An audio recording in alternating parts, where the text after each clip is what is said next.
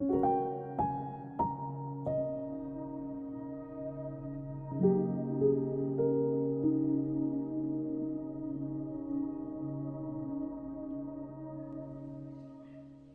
man one day found himself, as he often did, at his desk, barely 2 meters away from the bed he frequented almost every night.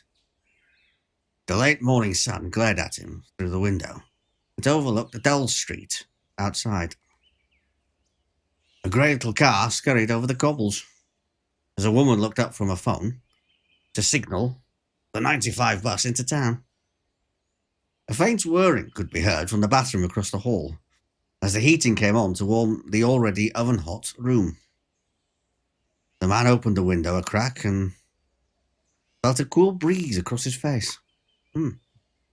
As the unmistakable drone of roadworks intruded upon his privacy. Closing it again, he sat down to his email inbox. Having been putting them off for some 12 hours, the man now had another suitably Sisyphean task to deal with. Your bank statement for March is now available to view online. Delete. Next. You still require car insurance? Compare different rates and find the best deals. Mark as in red. Do that later. Updated spreadsheets. Please complete as soon as possible. 11 hours ago. The laundry basket was staring at him from the corner. He could feel its gaze on the back of his neck. A small but ever-growing pile of dirty laundry next to it seemed to have grown sentience and mastered the art of the disapproving cough. He remembered that plate by the sink, along with the dried tomato ketchup and sprinkling of stale breadcrumbs. The half-eating jar of jam in the cupboard had started cultivating mould a week or two ago, and he'd pushed it to the back with the treacle and the turmeric. He dreaded to think what horrors might be there now. Another fortnight and he might grow legs and overthrow the monarchy. Another email appeared on the screen, with 2 more in the promotions tab. He deleted the latter by default. It felt slightly nauseous when he saw the subject of the one from his boss. I've got to get out of here, he thought reassuringly to himself. Dodging the endless tide of joggers, mothers, babies and OAPs, the man found himself already short of breath in front of the statue of the slave trader, which teenagers smoked weed under every Saturday night. The same old songs muted the environment around him, providing a non-diegetic soundtrack to the tedious scene. Some would say he was removed from the landscape around him, failing to take in the full scope of its beauty and tranquility. But standing there in its unique position, the man could see the passing strangers as if framed by Lowry, in little tableau of an ever-moving conveyor belt, a bare tapestry of mundanity, underscored so philosophically by the heroes of his adolescence. Checking his blind spots, he walked along the narrow path by the boating lake. An oblivious old lady with grandchild in tow made him crawl to a snail's pace. He sat on a bench and mopped his brow.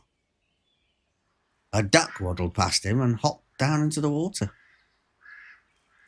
A jackdaw swooped across his field of vision as a young couple passed single file. He took a deep breath and exhaled. He turned the music down to a notch and attempted to capture the sunlight reflecting off the still water, knowing full well that it could never be reproduced. He paused. Must be nice to be a duck, he thought. Just swimming around carelessly without any responsibilities. Pondered. Not a single duck in history has ever sent an email. An obvious realization, but an odd one nevertheless. 300 billion emails sent every day, and not one of them by a duck. The origin of this fact he couldn't recall, but it was true. He used to tell it at parties. Actually, statistically speaking, there must be at least one email every now and then sent by a duck, he thought. accidentally, some ridiculous set of specific circumstances somewhere in the world. Almost certainly. He realised his mind was wandering. I'd love to be able to glide across the water like that, he thought. I'd love to be able to fly. He got up and carried along the path. I wonder if ducks ever wish they could walk like humans, he thought. He nearly bumped into an old lady on a mobility scooter. The wind rustled in the trees as the midday sun began to fade between the clouds. The washing machine was still spinning when he returned home. He made lunch and felt guilty about how little he'd done all day. Nearly 3 p.m. He paced up and down the room, as if this would make the action of eating an apple progress quicker. More washing up. Another 15 minutes wasted. He sat down at his desk again. He did some work.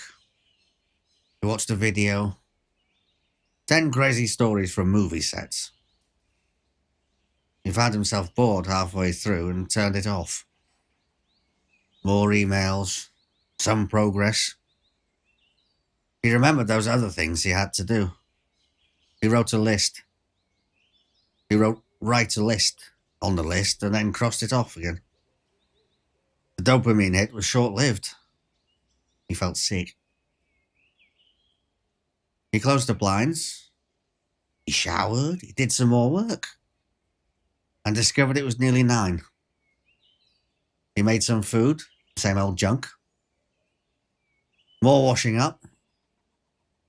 He'd forgotten the laundry. Decided to put it on spin.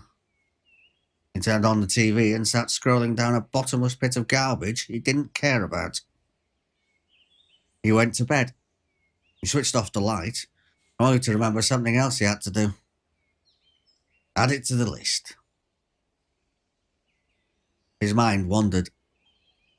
And after an hour or so, he eventually struggled himself into a shallow slumber.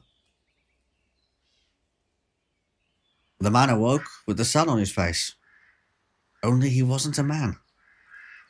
He had 2 little legs, capped by little yellow webbed feet. He had feathers and 2 beady eyes. He had a tail and a beautiful set of wings tucked into his back. He had a bill. He was a duck. This is great, the duck thought to himself.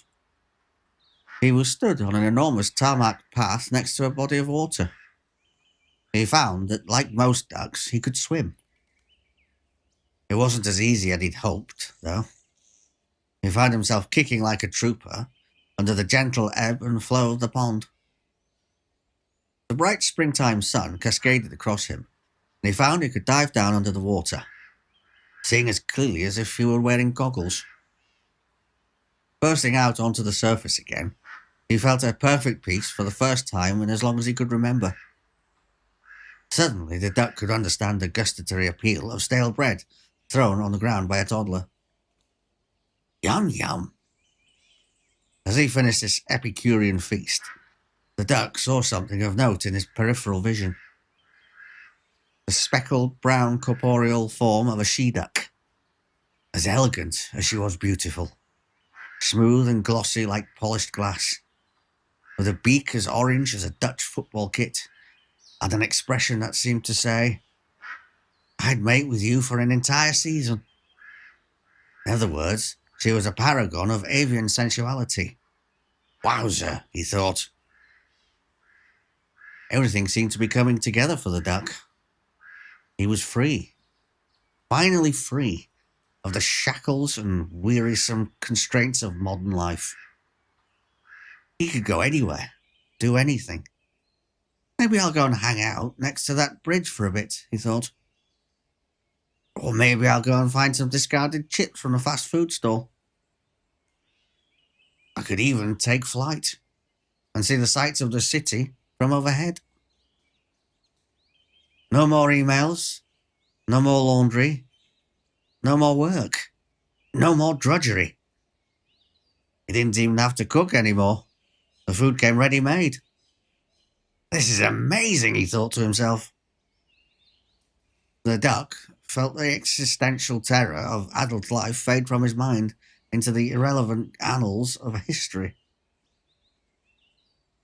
Like the rules of French grammar or Pythagoras' theorems, he found them changing, transforming into something even more terrifying. The all-consuming emptiness of a life lived only to eat, drink, mate, and escape from predators. What was the point of it all, the duck wondered. Is this really life worth squandering? Just as quickly as the thought came into his head, the duck felt it fading blissfully, inexorably away like a morning dream. Only one word remained. Squandering. It had a meaning. Only who could remember? And then in an instant, that too was gone. About time I ate something, the duck thought. I'm getting pretty peckish.